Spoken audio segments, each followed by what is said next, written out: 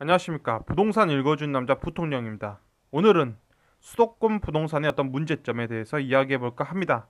오늘 영상은 문재인 대통령의 어떤 정책, 그런 거죠. 다주택자들을 향한 어떤 공격적인 메시지, 이런 것들이 어떤 수도권 아파트에 문제를 생길 거냐라는 그런 문제가 아니죠. 그런 것도 아니고, 김현민 장관이 어떤 정책을 잘못했다? 뭐 그런 얘기도 아니에요. 그러면 뭐 김수영 수석이 부동산은 끝났다 라고 이렇게 말했던 이 김수현 수석이 대한민국이 3만 달러로 갈 거라는 걸 예측을 했을까요? 이 책을 냈을 때? 안 했겠죠. 노무현 정부가 무너졌던 그 당시에 대한민국이 3만 달러로 간다. 대한민국이 4만 달러로 간다. 그런 생각을 했을까요? 안 했겠죠. 자, 수도권 부동산의 문제점은 요런 분들이죠. 요런 분들이 만들어낸 정책이 서울 수도권에 어떤 문제를 일으켰냐? 뭐 그런 얘기는 아니에요. 자, 이런 얘기는 무엇이냐면 결국에 우리가 이게 전체 국토가 있죠. 조그만 국토예요. 요 국토가 있는데 대한민국의 어떤 분양가죠. 우리가 보고 있는 분양가에서 이 분양가죠. 분양가에서 이 분양가라는 것은 대한민국의 경제죠. 1만 달러, 2만 달러, 3만 달러, 4만 달러 뭐 이런 식으로 해서 대한민국에 도달할 수 있는 경제 성장률을 통해서 대한민국의 부가가치, 대한민국의 생산성은 어느 정도의 국가가 됐냐는 거예요. 그러면 대한민국이 1만 달러였을 때는 이 세계관 안에서 1만 달러 안에서 가능할 수 있는 아파트 가격대로 등비 수열화되어 있고 모든 각 도시들이 등비 수열되어 있다는 거예요. 즉 한마디로 서울 아파트가 10이라면 광역시 아파트는 6개 정도 있는 거고 서울에서 가까운 곳에 있는 것들은 수도권은 8 정도로 놓여 있고 나머지 전주나 이런 것들은 또 4 위치로 내려가 있으면서 모든 아파트들은 이렇게 등비 수열화되어 있다라는 거죠. 그리고 그러면 경제가 성장했을 때에 따라서 그 나라가 할 수 있는 그 나라의 어떤 부가가치 그걸 통해서 대한민국의 경제를 끌어올릴 수 있는 영역만큼 또 아파트 가격 원화로 표시된 자산들의 가격이 결정된다는 거예요. 그러면 현재 나와 있는 서울과 수도권의 분양가겠죠. 분양가는 분양가는 큰 문제는 없다가 아니라 분양가는 적정하다는 거예요. 분양가는 적정하게 나온다라는 거죠. 분양가는 적정한 가격대로 나오고 있다라는 거예요. 그러면 중요한 건 무엇이냐? 이게 뭐 대한민국만의 문제가 아니죠. 우리가 과거에도 우리가 엘리엇 파동 속에서 뭐 요런 영상에서 보았듯이 대한민국이나 다른 나라나 이 마찬가지로 경제가 성장하는 거죠. 경제가 성장한다. 즉 경제가 성장한다면 그 경제 성장하고 나서 그걸 뒤따라서 부동산 가격은 항상 따라온다는 거예요. 그러면 마찬가지로 독일도 1만 달러대가 있고 2만 달러가 있고 3만 달러, 4만 달러, 5만 달러 이럴 때가 있을 거예요. 그러면 먼저 경제가 발전하고 뒤따라서 부동산 가격이 치고 올라온다는 거죠. 자, 여기서 그러면 지금 서울이죠. 서울 수도권의 어떤 문제점. 서울 수도권의 어떤 문제점 무엇이냐면 그나마 우리가 보고 있는 이 분양가는 맞다는 거예요. 분양가는 적정하다는 거예요. 분양가는 적정하다. 분양가는 적정한데 문제는 무엇이냐면 구축들이 문제인 거예요. 지금 구축들이 문제다. 왜냐면 이 구축들로 아파트, 즉 투자적 시기, 그 투자적 시기에 맞물려서 어마어마한 투자가 이루어진 거죠.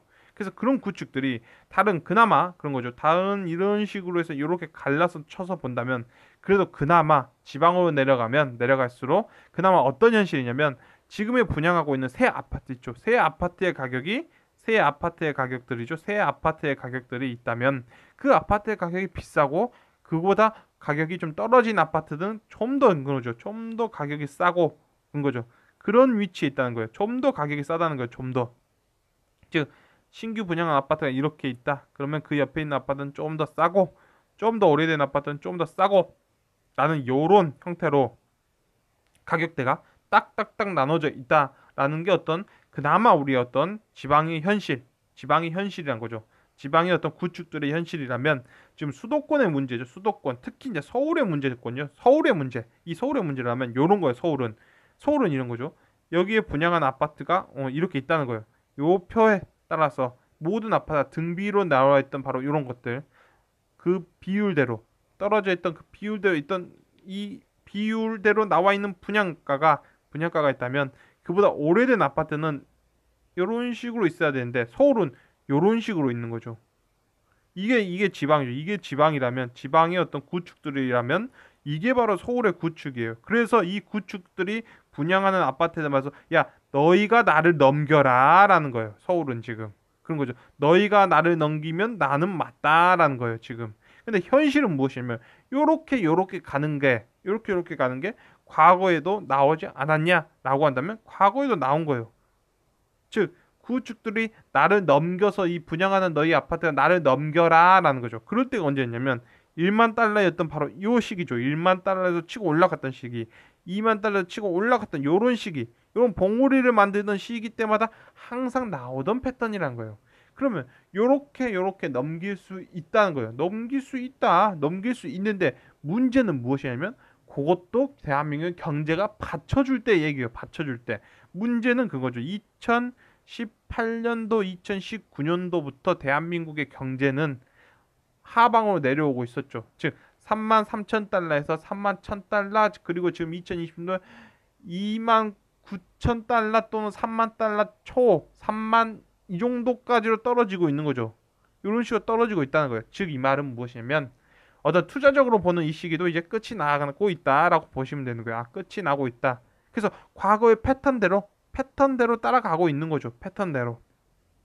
그래서 지방과 어떤 서울, 특히 뭐 수도권의 서울 뭐 이렇게 봤을 때 문제는 여기서 나온다. 이 구축들에 대해서 투자 수요가 너무 들어가다 보니까 즉 안 맞는 거죠. 즉 메커니즘 자체가 끊어져 버렸다. 메커니즘 자체가 뭔가 좀 어긋나 버렸다라고 보여지는 거예요. 그게 어떤 수도권, 서울의 어떤 구축들의 분위기고 이런 것들은 조정받을 수밖에 없다는 거예요. 요런 게 조정받는 거예요. 부동산 가격이 폭락했다는 게 아니라 요렇게 잘못되어 있는 것들이 대한민국의 어떤 경제가 더 치고 못 나가면서 자산 가격이 그때 조정을 받게 된다는 거죠. 그때 조정을 받게 된다. 그래서 항상 제가 경제 성장률이 중요하다. 경제가 성장률이 중요하다. 경제가 지금 어떻게 되고 있다라는 걸 제가 말씀드리는 거고 항상 뉴스에서 떠들죠. 대한민국 경제 성장률이 어떻게 됐다. 뭐 V자 반등이 없을 수도 있다. KDI죠. 아, 대한민국에서 굉장히 어떤 경제학적으로 저 해외에 다 유학 보내고 그렇게 갔다 와서 대한민국이 다 키우고 너는 뭐 인재다 경제 쪽에 인재다 대한민국의 어떤 경제 인재 그런 사람들이 모인 이 개발 연구소에서도 대한민국의 어떤 성장률이 뭐 떨어진다라는 거죠. 떨어진다. 마이너스 1.1%다. 0.2%로 봤는데 마이너스 1.1% 정도 봐야 되지 않겠냐 하고 있고 이건 뭐 대한민국의 문제는 아니에요. 우리가 독일에서도 봤듯이 경제 성장률 대한민국 그 나라의 어떤 생산성이 올라가고 나서 부동산 가격이 올라가는 요런 모습 이유죠. EU라든지 미국이라든지 지금 몇 퍼센트 성장률이 나올 거다 마이너스가 나올 거다 요런 것들이 무엇이냐면 요런 성장률이죠. 요런 성장률 경제 성장률 또는 요런 거 이렇게 만들어진 대한민국의 뭐 1만 달러 2만 달러 3만 달러 요런 것들이 부가가치죠. 부가가치를 어느 정도로 생산해낼 수 있냐 그 힘은 무엇이냐면 이런 대한민국의 생산성 대한민국의 어떤 이렇게 만들어낸 경제 성장률 요것이 무엇이냐면 뭐에 영향을 미치냐면 바로 이 소득에 영향을 미친다는 거예요. 이 소득을 키우는 영향을 미친다는 거예요. 그러니까 대한민국의 국내 총 생산성, 대한민국 어느 정도 생산성을 나타내냐, 그 나라의 경제가 어느 정도로 생산성이 올라가냐. 요거는 무엇이냐면 그 나라의 국민들의 소득을 얼마만큼 올려줄 수 있냐를 의미하는 거예요. 즉 이렇게 올려줄 수 있냐는 다시 말해서 요런 것들이 무엇이냐면 원화죠. 그 나라의 통화죠. 그 나라의 통화 가치죠. 통화 가격으로 그 나라의 자산 가격을 어느 정도까지 형성해낼 수 있냐를 의미하는 거예요. 이게. 그러니까 지금 여러분들 그냥 흘려 들리는 이런 경제 성장률이 얼마입니다는 요것이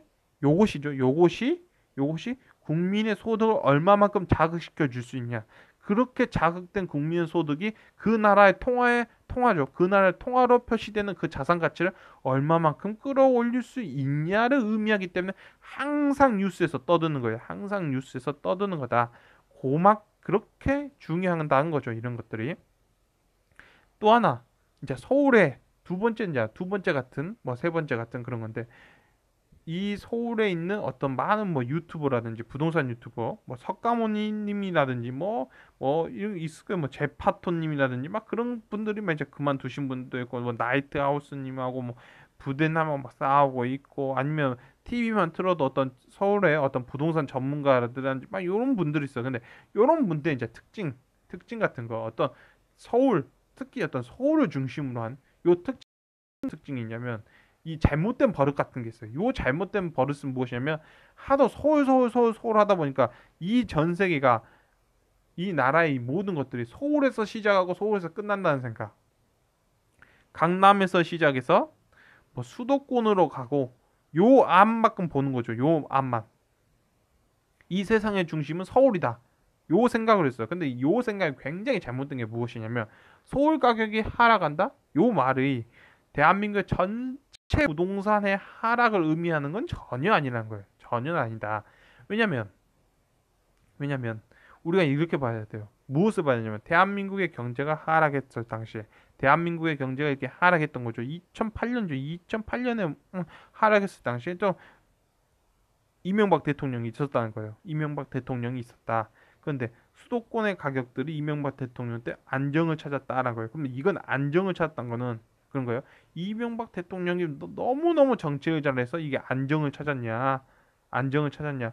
그것보다는 노무현 대통령 당시에 너무 올라간 거죠. 너무 올라갔다가 무조건 안정을 찾아야 되는 그런 식의 온 거죠. 왜? 경제가 무너졌으니까 안정을 찾는다라는 거예요. 안정을 찾는다. 근데 여기서 중요한 건 무엇이냐? 그러면 수도권이 이런 투자적 목적으로 들어갈 수 있는 바로 이런 지역들이 안정을 찾을 때, 그러면 다른 지역도 다 안정을 찾았는 거예요. 대한민국의 모든 부동산이 다 안정을 찾았냐? 그건 아니란 거예요. 그게 무엇이냐면, 여기 보시면 꺾이죠. 이게 올라갔다가 꺾였다가 다시 올라가죠.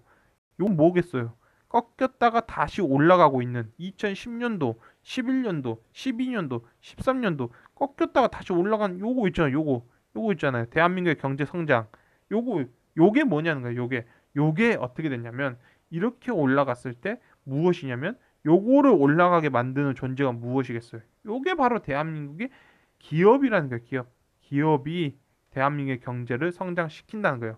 국민이 성장시킨다? 맞죠. 국민들이 기업에 들어가서 일을 하니까 좋아. 그러면 근데 문제는 뭐냐? 그 나라의 경제 성장률은 기업의 활력에서 나온다는 거죠. 그럼 기업의 활력을 나왔을 때 이명박 대통령 기업 프렌들리 전략이 나오는 거죠. 그래서 규제도 풀어주고 이런 거죠. 그리고 이미 노무현 대통령 시절 때 이미 많은 부동산 어떤 규제책들은 이미 작동하고 있었고, 요 기업을 좀 풀어준다는 거예요. 그러면서 경제 성장률이 올라갈 때 기업 단위 올라가는 거죠. 그래서 경제 대통령, 주식이 끌어올린 대통령, 그럴 수 있는데 어차피 주식은 2만 달러로 가면 2천 포인트로 가는 거고, 코스피는 그런 느낌이에요. 그러면 이때 모든 기업들이 다 서울에 있냐? 그게 아니죠. 기름때 묻히는 기업들, 그다음에 수출하는 기업들은 다 또 이 안에 있는 거죠. 이런 식으로 갖추고 있다는 거예요. 그러면 이런 시절에 우리가 어떤 기업 도시들, 그런 기업 도시들이 먼저 어떤 거예요? 먼저 우리가 서울이 뜨기 전부터 먼저 이런 지역들이 먼저 가격 상승을 보여줬다는 거예요. 사실은. 그래서 2014년 가기 전에 우리가 2008년부터 해서 2013년, 14년 그 정도 기간 때는 노골랐게도 결국 수출을 많이 하는 기업들, 수출을 많이 해서 대한민국 경제에 부가가치를 끌어올렸던 지역들, 그런 지역들, 그다음 그런 기업들이 활력을 찾으면서 경제가 발전하더라. 그래서 놀랍게도 우리가 그런 지역들의 어떤 군산이라든지 어떤 뭐 울산, 포항 이럴 때의 어떤 분위기, 시장의 어떤 부동산에 대한 분위기가 굉장히 남달랐다는 거예요. 그리고 나서 여기서 딱 끊기면서 2014년도가 오면서 여기서부터 모든 부가 다시 한번 서울로 올라간 거죠. 서울로 올라가면서 수도권 올라가면서 다시 한번 튀운 거죠. 그런 현실로 간다라는 거예요. 그래서 오늘 어떤 서울의 어떤 부동산의 어떤 문제점은 이 구축이 문제다. 그냥 투자적으로 들어갔던 그런 구축들이 굉장히 문제고, 이런 것들이 이제는 그 대한민국의 경제가 하락기다 보이는 거죠. 3만 달러에서 이제 뭐 3만, 2만 9천 막 그런 느낌으로 가고 있다면, 그거는 어떤 정부가 어떤 정책을 쓰던 안 쓰던 이제 올라갔던 수도권을 일단 던지고 나와도 충분히 먹고 나오는 거니까, 이제는 뭐 던질 수밖에 없는 거죠. 다주택자들. 그리고 또 하나 뭐 이런 규제책도 있기 때문에 이런 것들을 우리가 더 살려는 사람들도 없어지겠죠. 그래서 그런의 어떤 문제점들이 있다. 라고 오늘 보시면 될 것 같습니다. 지금까지 시청해 주셔서 너무나 감사합니다.